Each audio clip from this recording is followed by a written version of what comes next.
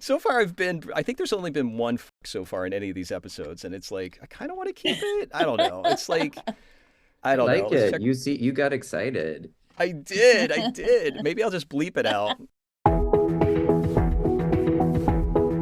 Welcome to the ADNA Presents. This is Roy Samuelson. Today we are very honored to have SAG Awards producers joining us. We have Jon Brockett, he is executive producer, and Jen Coyne-Hoerle, she is supervising producer. Thanks so much for joining us, Jon and Jen. Thanks for having Yeah, us. We're happy to be here. great to be here, Roy.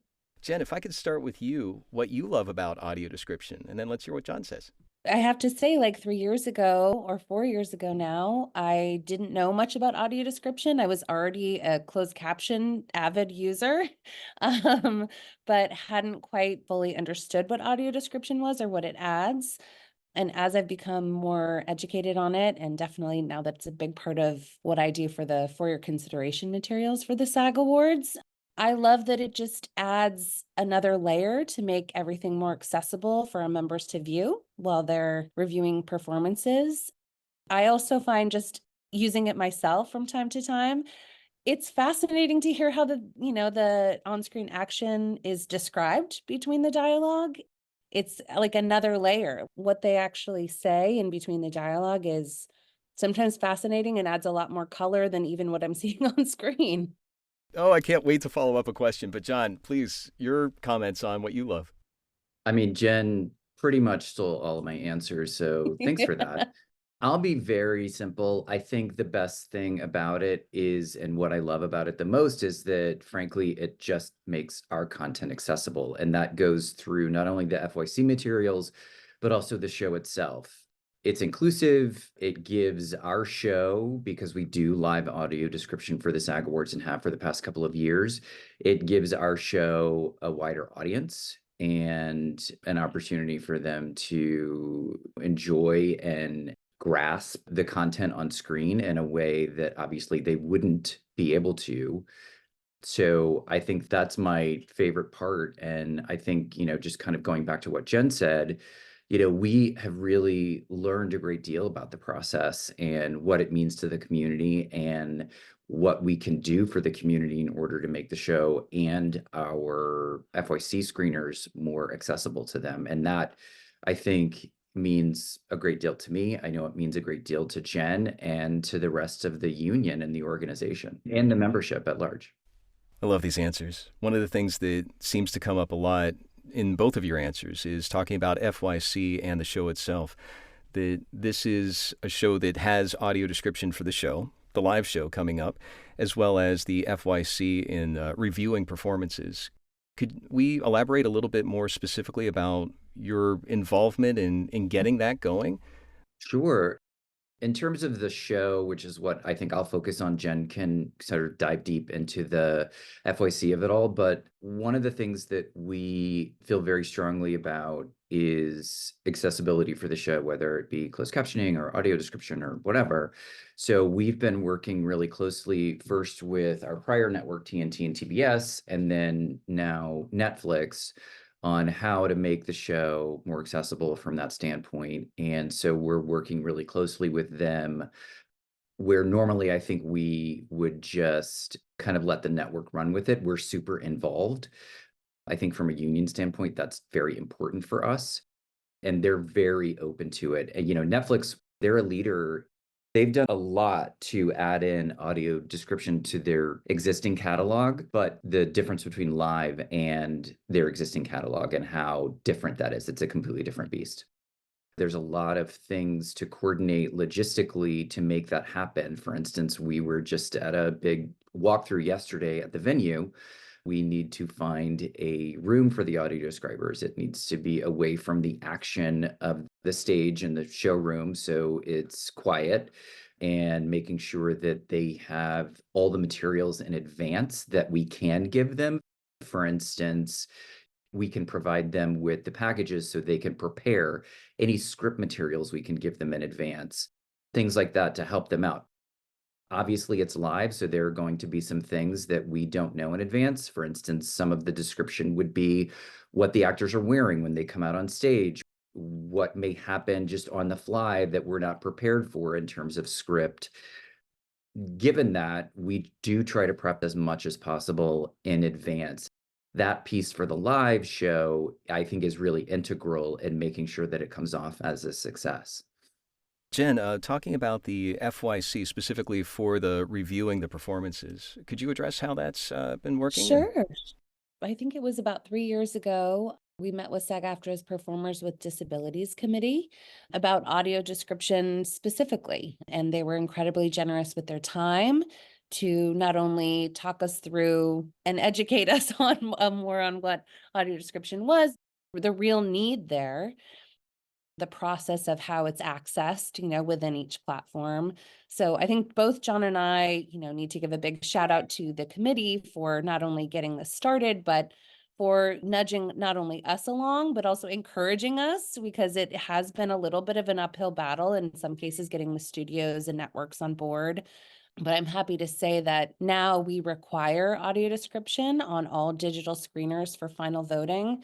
And this year we have every single nominated project is available digitally. So not only every film, but every episode of every series is audio described, and our team goes through and checks that to make sure it's there. But it's not just getting audio description on the digital screeners. It's at least my understanding of how to make the AD options more accessible within the platforms has really grown. It's not just about the audio tracks, it's also how can members who are blind or have low vision actually find and turn on those settings?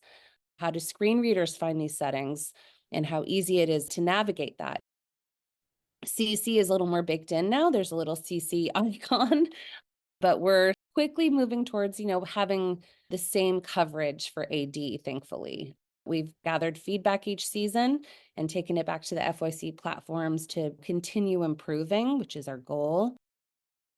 The main goal is just that we want all of our members to be able to review these performances and participate in the process. And AD is a big part of that. Jen's right. We do owe a huge thanks to the Performers with Disability Committee, especially Steve Gladstone and you, Roy, frankly, for being such advocates and helping us kind of connect the dots with what we need to do. I also want to say a big thanks to Jen and her team, because the showpiece is one thing and we have the support of a network, but with the FYC piece, it is a really big undertaking to vet all of that. So there's the work involved in vetting all of it and making sure that it's available, but there's also the work involved in reaching out to the studios and kind of pulling them into this new world for us. I think we are the only show that requires audio description for FYC materials. That's a big deal for us, and that's something that we feel is very important as a leader, as a union in the AD front that we're working towards. I'm not saying we're perfect at it. I'm not saying we don't have more to do, but this is a really big undertaking on Jen and her team's part to make it happen.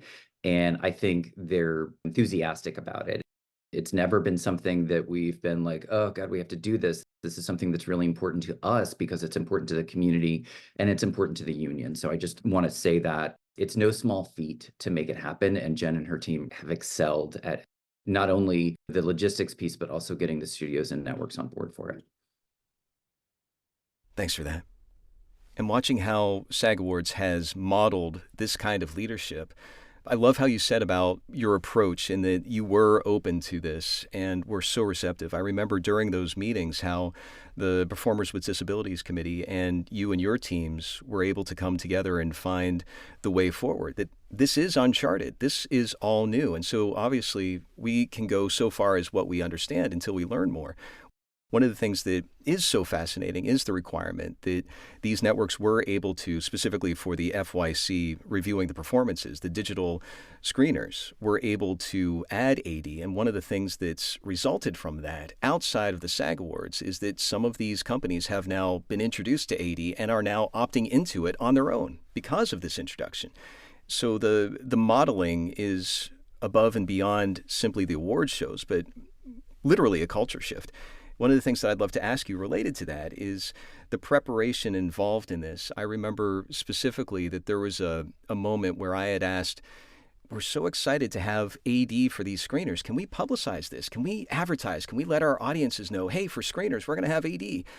And I remember specifically SAG Awards, and I think it was you, Jon, that took it to the next level and said, if we advertise that we have AD on the screeners, we have to do AD for the actual live show. That you took that to the next level.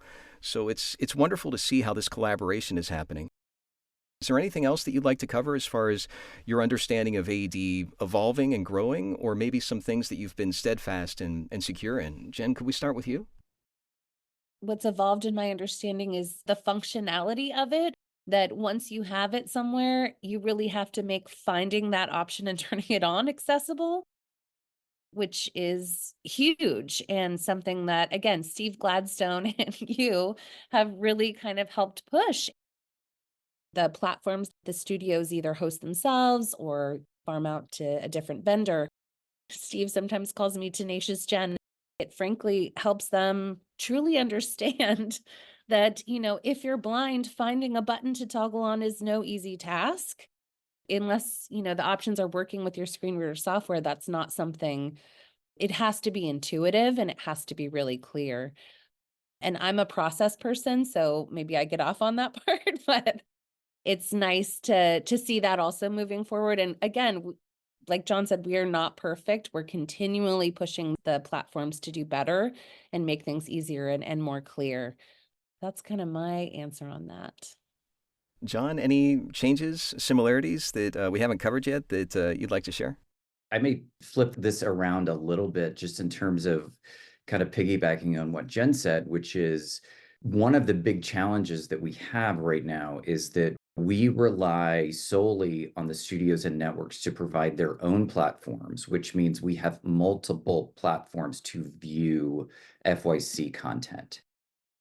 So what I have learned and how I've evolved in this process is, one of the big pushes that we'd love to do in the future. I don't know how soon we can do this because film and television are very different in terms of how they're viewed on platforms like this, is to provide one platform for all screeners. It does get complicated. It's also a very expensive endeavor.